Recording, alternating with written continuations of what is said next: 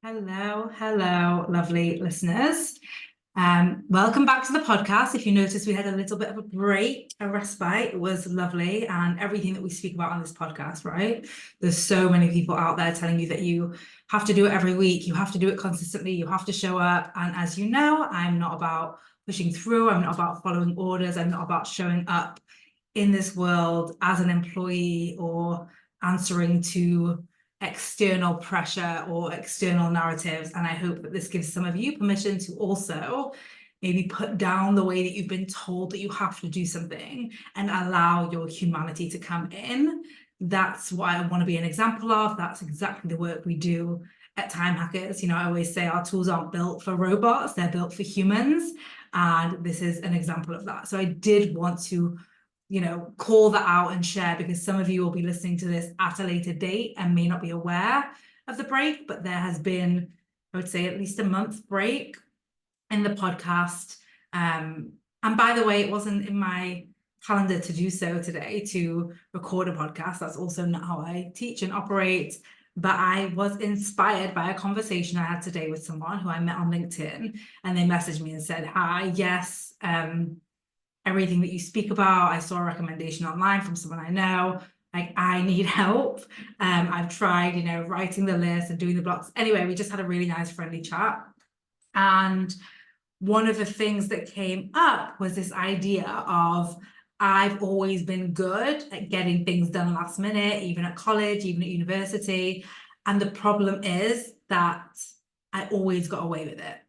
And so now, if I want to get something done 3 weeks in advance, my brain has learned that I can get away with waiting until the last minute. And I also think that I have access to certain things in my brain, that last minute mojo, that I cannot access 3 weeks earlier, that makes me perform better under pressure at the end. So I'm really struggling to get things done earlier. I really struggle to get ahead and stay ahead, but I really don't want to be working from this pressure, even though, by the way, if we tell ourselves that we can work last minute, that we are going to produce better work if we do it last minute, then we do actually secretly want to work last minute. Like, it makes complete sense. So we end up with this mismatch of, like, I don't want to work last minute, but everything I'm telling myself, every story I'm telling myself is telling me that I am better off working last minute, and that I have to work last minute, and I've always worked last minute, and this is who I am. So of course, traveling around with those stories in our brain about who we are, about the results that we produce, the work that we produce, and how we show up, it is going to be impossible to get things done early. It just doesn't make any sense. Right? If we think about our brain being a computer, I've spoken about this before, and the program, it's like, if you set the program to last minute is better, last minute is optimal, last minute is, and then you say, okay, do this early, the computer's going to say no.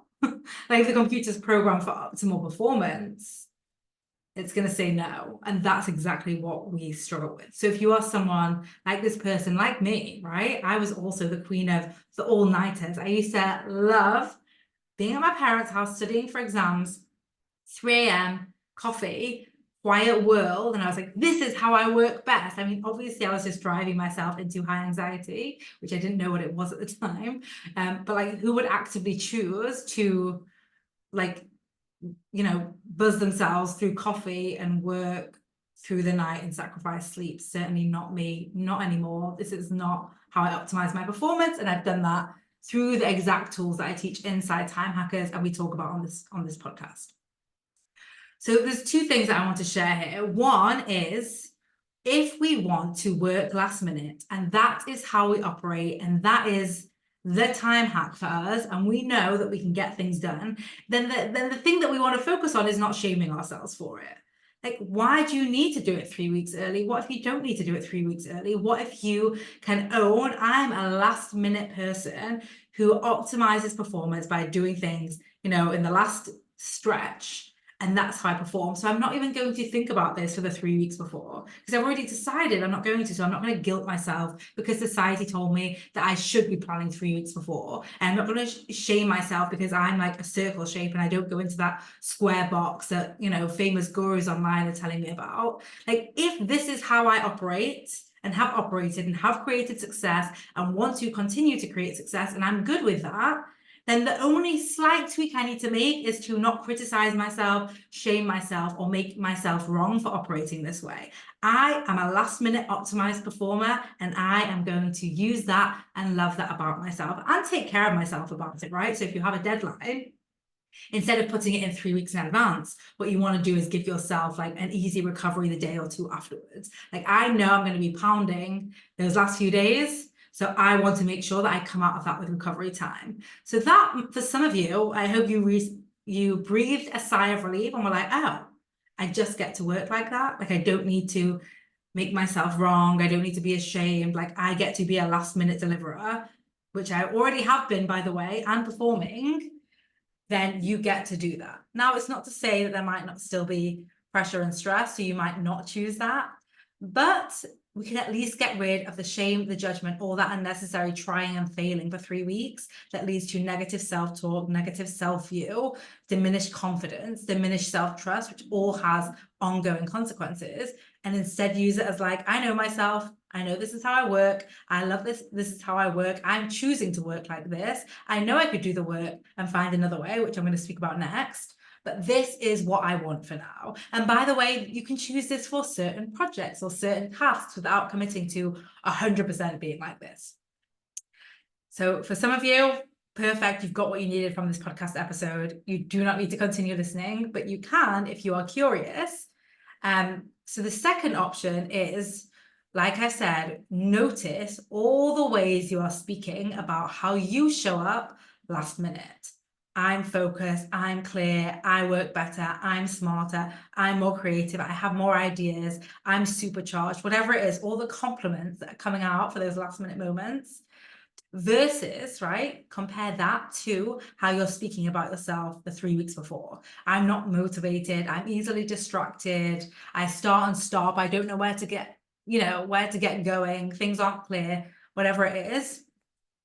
Next, I want you to do the same for the outcome of the work that you produce. So if you're saying, for example, my last minute work is my best work, I produce amazing results, I've always produced amazing results, this is how I got X, Y, and Z in the past, whatever it might be. And then again, for the work itself, for that longer term, right? The work isn't as good, it's more fluffy, it's less clear, it's not optimized, I know I can deliver better, right? What you've got there, very simple, is the comparison and the clear route, like the GPS of why you are going to continue to want to do things last minute. Now, if you are someone that does want to, you've already heard what to do. But if you are someone that doesn't want to, here's what I want to invite you to do. To take the heading of last minute, right, with the stories about you and the stories about the work that you produce, and take the heading of the stories about, working in advance, maybe that's like as soon as you've got the deadline or planning in advance. And I want you to cross out the last minute and the ahead of time and flip them. I want you to flip them. Now, I'm not just going to tell you to start reading them out. You don't believe these for each story. So what you are going to do is you are going to train your brain to find evidence, to build belief, literally build belief, like we build muscle. It's going to require energy and effort and all the things that we don't want to do. Our brain's like, I want to conserve energy, just chill, like I don't want to do this. No, you want to do this, you can do this, right? We're not living in the wild. You do not need to conserve your energy to run away from a lion. We're going to put it to work, much like I've been going to the gym and building my arm muscles. We're going to build your brain muscles, right? This is something we do inside Time Hackers all the time. I'll leave the link to it in the show notes, by the way, if any of you are like, this is my year, I am done wasting my time, I am done, procrastinating, I'm done letting perfectionism stop me, I'm done putting off my big goals and never finding time for them because I'm always caught in the weeds, I'm always putting out fires. If any of that sounds like you, then please do click the link. We have a new website page that's gone live, so you can check that out in the link in the podcast. Anyway, in the show notes, that's what I meant. You can tell it's been a while since I've podcasted. Okay, so what we're going to do is we're going to take that list and we're going to, instead of just saying, okay, now I'll just say 10 times, I work best last minute, we'll say I work best in advance, right? We're not going to believe that. So what we want to do is ask a question. Why do I work best in advance? And if you can't answer that, which is fine, why might a person, so not even about you, why might a person work better in advance? Let's create some barriers there. When we're building belief, it's okay for it to be hard. We want to do those reps. We want to get your brain to work. And you can do this with every single one. Why might it make sense that a person actually performs better in advance? Why might it make sense that a person performs worse last minute? Why might it make sense? And then you want to go from there. You're like nurturing your brain. You've been building it along, like you're learning to ride that bicycle. You're falling over. You're a bit wobbly, and then go with the next question. Why might I? Why might I, knowing myself, work better with more time rather than less time? Which is fine if you decided not to, by the way. I will share that I use both of these strategies equally. I love being last minute. Me and my brain, we've got so much trust that we can get things done in minutes that I really do get things done super fast, and I don't operate from pressure or stress.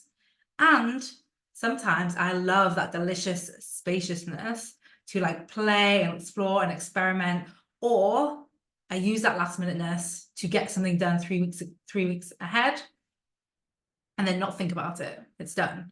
That's like probably what's happening with this podcast. It's probably not going to come out today. That's up to my team. But, it's like using all of these. They're all different strategies. None are right or wrong. You don't have to put yourself into a box and say, I'm always doing this. You get to decide, which strategy do I want to employ today? Which strategy do I want to employ with this task? And notice, if you keep doing the same one, like, am I willing to experiment with a different one? So why am I a person? Why might I? And the third and final question is, where is an example where have I produced something in advance? Now, this might not be work related. This might be an event that you created. It might be a vacation that you booked. Whatever it is, we're wanting to open up that doorway slightly so that you can step through, right? If the doorway is shut, it's very hard to walk through. We want to open it slightly, and then it's much easier to push it. So we're just focusing on opening it slightly so that then we can build that belief. So why might someone else, why might it make logical sense? Why might I? And think of an example where I have. So for each of those beliefs, whatever they are, why might I perform better 3 weeks? Why might someone perform better 3 weeks in advance, or by being ahead? Why might I? And where is an example of something I've done in advance? And same for the opposite. Why might it not be a great idea for someone to do it last minute? Why might it not be a great idea for me to do it last minute? And where is an example where I've done something last minute and it's not produced the results that I want? Because again, your brain is filtering a lot of information based off of what you currently believe. So if you currently believe you always perform last minute well, you're going to forget. Last minute, you're going to forget the times that you didn't get the thing done, you missed the opportunity, and it wasn't all rosy and sunshiny. Because I will say, as I said, I am very much like, I operate with my brain. I'm able to deliver in 5 minutes or 5 weeks, whatever I choose. But I do know that there is a cost in terms of life happening, where if I'm relying on that 5-minute job and life happens in a way, who am I going to be letting down aside from myself, right? Maybe my clients, maybe my kid. Like, what does that look like? And am I willing to do that? So that's what I wanted to share with you. Enjoy this episode and share it if you like it. I'm back. We're back. Happy New Year, 2025. I will see you guys